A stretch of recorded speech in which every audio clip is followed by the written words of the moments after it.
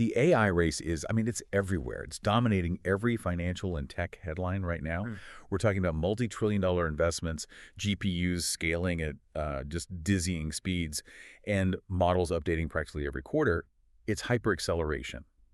But what happens when that incredible speed hits the physical ground?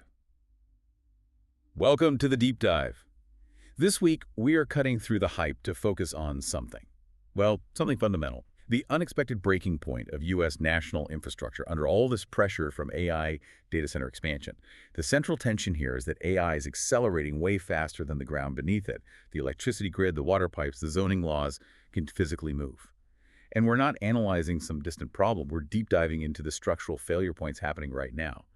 Our mission today is to give you a shortcut to understanding the structure of this problem, the hidden stress points, not just the glossy headlines. Okay, let's unpack this. From our vantage point, looking at this system tension, the atmosphere right now is defined by what we'd call quiet tension. Quiet tension. Exactly. If you're tracking infrastructure or big capital investment, you feel the heat, but the public hasn't really seen the fire yet. This boundary between the hyperfast technology and the slow-moving physical reality, we call that the membrane. Right now, that membrane feels quiet, but there's immense pressure building just beneath the surface. And these pressure points, they aren't causing widespread public outcry, not yet, but they are absolutely causing systemic friction. Okay, that structural friction point is exactly what we need to define. You mentioned a core tension, a speed mismatch, which you label shear.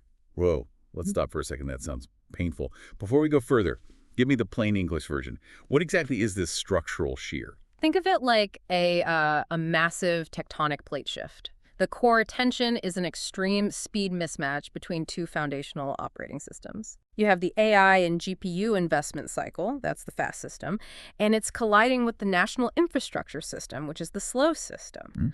So when we talk about shear, we're referring to this intense, almost destructive friction that's created when one part of the system tries to run at 100 miles per hour and the part supporting it is, fixed at 10. Right. The result is a structural fracture. And this is an early, critical inflection point that sophisticated investors should be tracking because it fundamentally challenges that assumption of, limitless technological growth. I think we need to hammer home just how extreme this speed difference is. How fast are we talking for the AI layer? And just how slow is the infrastructure layer really moving? The difference is defined by the pace of capital versus the pace of regulation. The fast layer AI, GPU investment, cloud expansion plans, that's all moving on a quarterly timescale. Quarterly. Investors demand returns in 90 days. So the logic is all optimized for immediate, high-speed execution. That's not just acceleration. That's like running on jet fuel, which makes the infrastructure timeline look, prehistoric. It does. The slow layer. The time it takes for grid upgrades, building new power plants, installing major transmission lines, or even water infrastructure changes, that moves on a 3 to 10 year timescale. 3 to 10 years. And the reason it's so slow is structural. It's governed by public utility commissions, environmental impact studies, regulatory capital expenditure rules, all things that can't be rushed. The consequence is this acute and accelerating shear. The sheer weight and speed of AI demand is trying to impose a quarterly budget cycle onto a decade-long regulatory approval cycle. And that just doesn't work. It can't. It forces the faster layer to start literally tearing at the underlying national systems because physical reality, it simply cannot be fast-tracked past these limitations. That makes the mechanics crystal clear. But it raises an even more pressing question. If the strain is that severe, why is there such a striking lack of, public protest or political debate? Where are the massive emergency rate hikes from utilities? Isn't it possible the infrastructure is just holding up better than this framework suggests? That's the most curious part of this, and it brings us to what we call the silent infrastructure phenomenon. We also call it membrane calcification. Okay. We're observing that the regions and the actors who should be reacting most strongly, local power regulators, city councils, community groups, they're all unusually quiet. I mean, if you had a 500% spike in water demand for a new factory, the public outcry would be deafening. With data centers, it's suppressed. So why the silence? Is this just good management? Or is the problem being hidden? Our analysis suggests this isn't quiet confidence, it's a localized silence born out of political friction. Infrastructure renewal, power planning, land use, these are all deeply politicized topics. Right. Nobody wants to be the one to announce a huge rate hike. Exactly. Utilities and regulators are reluctant to trigger these massive public fights over rate hikes or new construction. So by avoiding that painful public discussion, by kicking the can down the road, they're allowing the membrane, the regulatory and political boundary, to harden, to calcify. And that hardening, that delay, just makes the eventual break worse. Much worse. It guarantees that when the breaking point is finally reached, the shift will be sharper and far more disruptive. It's the quiet before the systemic change. So that suggests the logic of corporate expansion, the investment, is running headlong into a political and physical reality that just refuses to be rushed. Let's bring this down to the ground. When that quarterly investment logic clashes with the decade-long regulatory process, where are we seeing things, bug out? We see the breakdown happening as a compatibility error. For your listeners, think of the system in layers. You have the intentional layer, the I layer. That's where the logically sound, fully funded investment plans live. A company says, we have $5 billion, we need 500 megawatts, that's built. But that plan suddenly stalls, or stops entirely. It collides with the limits of the operational system, the OS layer. The logic is sound, but its execution is incompatible with reality. So the company's logic is flawless. They have the capital, they have the demand, but the local utility or the zoning board just says no. Exactly. The cause is this collision with hard operational constraints. It could be a shortage in transmission capacity, the literal size of the wires, or acute water constraints in an arid region, or just stringent local zoning restrictions. This reveals that fundamental incompatibility between the hyper-accelerated AI operating system and the slow, local one. Corporate decision-makers might dismiss local permitting or NMBY opposition as soft noise. But it's not noise when it stops your project cold. Precisely. When a strict state environmental regulation or a politicized local council blocks a critical water permit, those soft local factors become the non-negotiable concrete showstoppers. Let's ground this in some tangible scenarios. The failure archetypes that investors should be using as watch signals. Where's this tension highest in the U.S. right now? We've identified two primary failure archetypes that really illustrate these breaking points. The first is the shear archetype, grid saturation and concentration.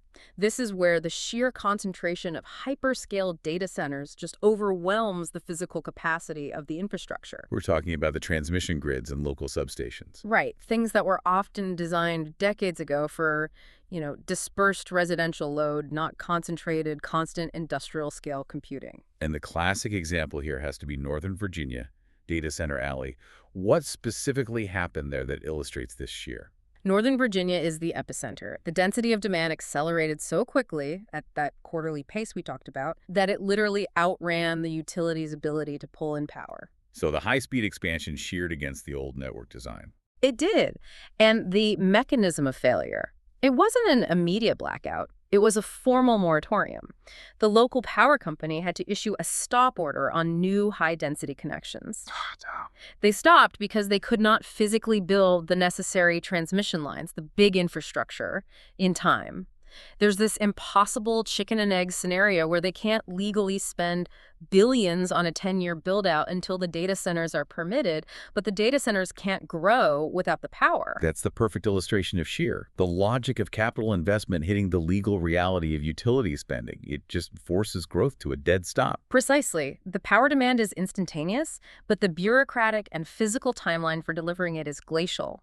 The resulting lag means immense capital, billions of dollars, just sits idle because the power connection can't be guaranteed for years. Now let's pivot to that second archetype where water or land becomes the critical limiter.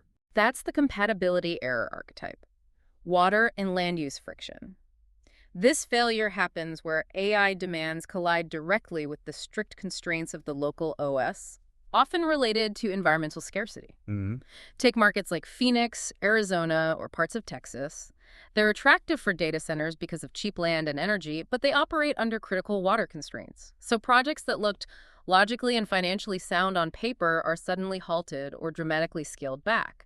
And it's not because of a lack of capital, but because of state-level environmental mandates or public opposition. So the plan was sound, the money was in place, but they just ignored the political reality of building in a desert state. Absolutely. The model just assumed that water constraints could be, engineered around. But when that hyperfast AI system encounters a slow-moving, intensely politicized local system like residents defending their water rights, the project stalls indefinitely. Those little local factors become the showstoppers. They do. A specific protected species, a single state mandate on cooling practices.